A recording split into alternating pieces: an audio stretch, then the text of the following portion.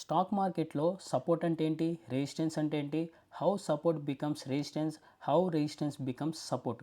ఒక noob trader నుంచి pro trader వరకు, ఎఫ్ఐఎస్ నుంచి డిఐఎస్ వరకు అక్యురసీగా 99% ప్రాఫిటబుల్ ట్రేడర్గా ఉంచే స్ట్రాటజీస్ ఇవి.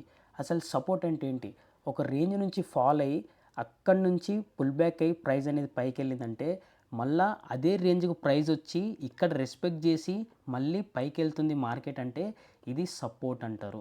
అసలు రెసిస్టెన్స్ అంటే ఏంటి, ఒక రేంజ్ నుంచి సర్టెన్ లెవెల్ దగ్గరికి వచ్చి రిజెక్షన్ వచ్చినప్పుడు మళ్ళీ అదే రేంజ్కి ప్రైస్ వెళ్ళిందంటే మళ్ళీ అక్కడ రిజెక్షన్ వస్తే అది రెసిస్టెన్స్ అంటారు.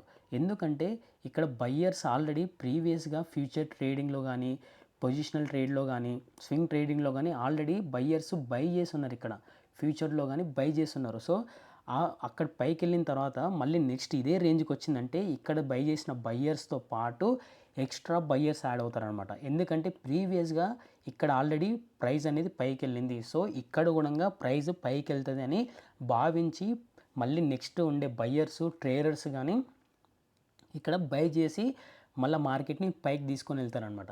సో ఇది సపోర్ట్గా వర్క్ అవుతుంది. రెసిస్టెన్స్ కంటే సేమ్, ఇక్కడ ఆల్రెడీ సెల్లర్స్ ఫ్యూచర్లో కానీ, పొజిషనల్ కానీ, స్వింగ్లో కానీ ఆల్రెడీ పొజిషన్స్ పెట్టుకొని ఉంటారు. ఇక్కడ already selling positions already activated అయి ఉంటాయి. సో నెక్స్ట్ ఇదే రేంజ్కి ప్రైస్ వచ్చిందంటే వీళ్ళతో పాటు సేమ్ అక్కడ బయ్యర్స్గా, ఇక్కడ సపోర్ట్ ఉన్నప్పుడు బయ్యర్స్ యాడ్ అయినట్టు ఇక్కడ సెల్లర్స్ యాడ్ అవుతారు, ఇక్కడ ఎక్స్ట్రా సెల్లర్స్ యాడ్ అవుతారు. ట్రేడర్స్ కూడా ట్రేడ్ చేస్తారు, ఆప్షనల్స్లో సెల్ చేసి ఉంచుతారు ఇక్కడ.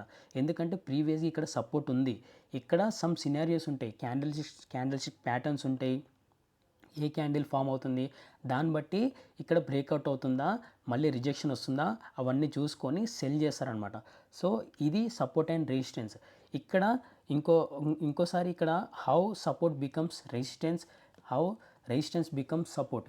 ఇప్పుడు సపోజ్ ఫర్ ఎగ్జాంపుల్ మనం వెళ్ళాక మాట్లాడుకున్నాం, ఇక్కడ బయ్యర్స్ ఆల్రెడీ పొజిషనల్గా కానీ స్వింగ్గా కానీ ఆల్రెడీ ఉన్నారు. సో మళ్ళీ ఇదే రేంజ్కి వచ్చేసరికి మళ్ళీ ఇక్కడ బై అవుతుందంటే ఇది మనం బయ్యర్స్ ఉన్నారు అని అనుకుంటున్నాం.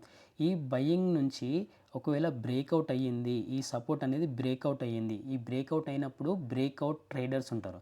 ఈ ఈ ఈ సపోర్ట్ బ్రేక్అవుట్ అయినప్పుడు బ్రేక్అవుట్ ట్రేడర్స్ ఈ క్యాండిల్ పైన స్టాప్ లాస్ పెట్టుకొని ట్రేడ్ చేసే వాళ్ళు ఉంటారు. ఒకటి బ్రేక్అవుట్లో సినారియోలో ఒక ట్రేడర్స్.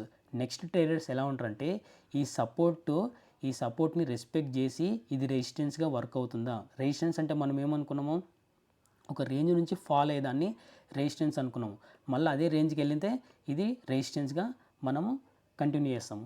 సో ఇప్పుడు ఈ ఆల్రెడీ ఒక ట్రేడర్స్ అయిపోయారు కదా, నెక్స్ట్ ఇక్కడ ఒక ట్రేడర్స్ ఎలా ఉంటారంటే ఇక్కడికి పుల్ బ్యాక్, ఇక్కడ రీటెస్ట్ క్యాండిల్ నుంచి స్టాప్ లాస్ పెట్టుకొని ఇక్కడ ట్రేడ్ చేసేవాళ్ళు. ఎందుకంటే ఇక్కడ రెస్పెక్ట్ చేయాలి కదా, లేకపోతే ప్రైస్ అనేది ఇలా వెళ్ళి మళ్ళీ ఇది బ్రేక్అవుట్ అవుతుంది, బ్రేక్అవుట్ అయ్యి రీటెస్ట్ చేసి మళ్ళీ ఈ బయ్యింగ్ని సపోర్ట్ చేసినట్టు ఇలా మార్కెట్లో జరుగుతాయి. ఎందుకంటే ఈ స్టాప్ లాస్లో తినాలి, లిక్విడిటీని తీసుకోవాలి, ఎఫ్ఐఎస్ డిఐఎస్ లిక్విడిటీని తీసుకోవడానికి చాలా ట్రై చేస్తున్నాను. అందుకే ఎక్స్పీరియన్స్ అనేది మ్యాటర్ చేస్తుంది. సేమ్ ఇక్కడ కూడా రెసిస్టెన్స్ బికమ్స్ సపోర్ట్. ఎప్పుడైతే బ్రేక్అవుట్ అయ్యిందో సేమ్ ఇక్కడ కూడా బ్రేక్అవుట్ ట్రేడర్స్ స్టాప్ లాస్ పెట్టుకొని ఉంటారు. లేదు అంటే నెక్స్ట్ ట్రేడర్స్ ఎలా ఉంటారు, వచ్చి రీటెస్ట్ చేసి అప్పుడు ఇక్కడ ఉండే క్యాండిల్స్ ప్యాటర్న్ నుంచి అక్కడ దాని కింద స్టాప్ లాస్ పెట్టుకొని ట్రేడ్ చేసే ట్రేడర్స్ ఉంటారు. ఇది రెసిస్టెన్స్ బికమ్స్ సపోర్ట్ అయింది.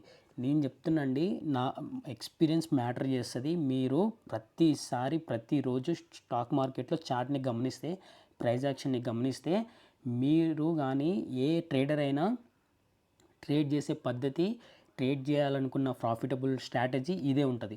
సపోర్ట్ దగ్గరికి వచ్చిందా అక్కడ ఏ క్యాండిల్ స్టిక్ ప్యాటర్న్ అవుతుంది, హ్యామర్ అవుతుందా, ఈవినింగ్ స్టార్ అవుతుందా, మార్నింగ్ స్టార్ అవుతుందా, హ్యాంగింగ్ మ్యాన్ అవుతుందా, ఏది అవుతుందో చూసుకొని దాని కింద స్టాప్ లాస్ పెట్టి ట్రేడ్ చేస్తారు. సో 99% అక్యురసీ ఉంటుంది ఇక్కడ.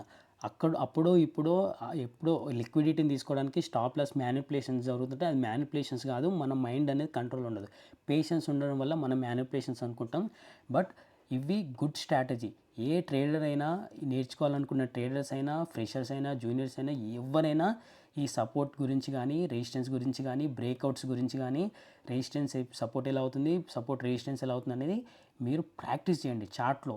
ఎందుకంటే చెప్తున్నా కదా, అక్యురసీ ప్రాఫిటబుల్ ట్రేడర్గా ఉంచడానికి ఈ 4 స్ట్రాటజీస్ చాలు. దీని మీద ప్రతిరోజు వర్కౌట్ అవుతుంది. ఏ క్యాండిల్ స్టిక్ ప్యాటర్న్, ఏ టైం ప్యాటర్న్లో కూడా వర్కౌట్ అవుతుంది. సో ప్లీజ్ మీరు ట్రేడింగ్ మీద సీరియస్గా ఉంటే వీటిపైన ప్రాక్టీస్ చేయండి. నేను ఇంకా డీటెయిల్గా సపోర్ట్ గురించి కానీ, రెసిస్టెన్స్ గురించి కానీ, ఈ బ్రేక్అవుట్ స్ట్రాటజీస్ కూడా కానీ నేను డీటెయిల్గా ఒక వీడియో చేస్తున్నా, అది డిస్క్రిప్షన్లో పెడతా. అది చూడండి, నేర్చుకోండి, మీరు కూడా ప్రాక్టీస్ చేయండి. Practice, experience, patience, money management, risk management చాలా చాలా మ్యాటర్ చేస్తుంది ఈ స్టాక్ మార్కెట్లో ప్రాఫిటబుల్గా ఉండాలంటే.